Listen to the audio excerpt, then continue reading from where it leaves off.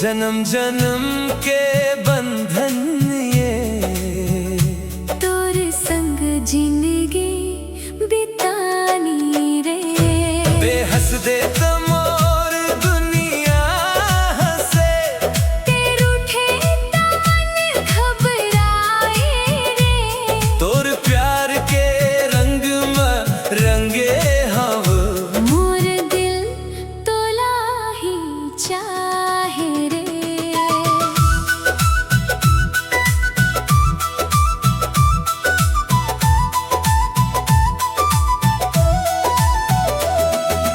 गाँव के गली में जब ते आवस, चांदनी रात जैसने लागस। तोर मीठी मीठी बात सुन के मोर दिल हर पल मुस्काए रे। तोर आँखी के गजरा में मोर सपना बस जाथे, तोर हाथ पकड़ के सजनी मोर रास्ता मिल जाथे। अरे ओ मोर सजनी ओ मोर रानी, तोर बिना अधूरी कहानी। नाचे दिल गाए मन, तोर प्यार में होगे दीवानी। ते मोर जीवन साथी रे। ते मोर सांस के धड़कन रे। साथ जन्म के वादा करथो, तोर संग रहिबे हर पल रे।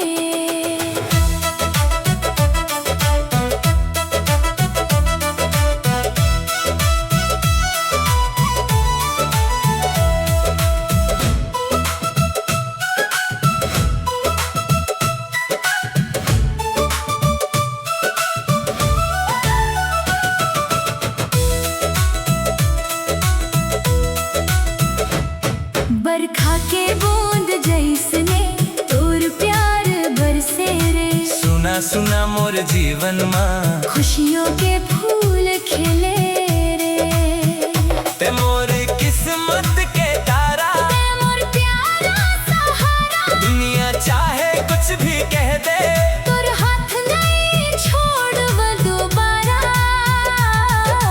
डांस पार्ट ढोल के ताल में नाचे गाँव, प्यार के रंग में रंगे संसार।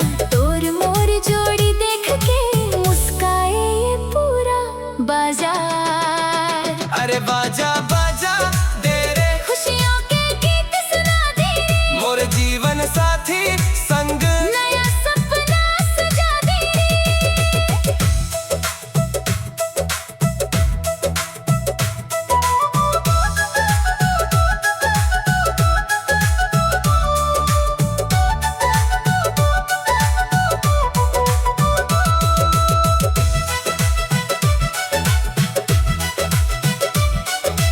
जब तक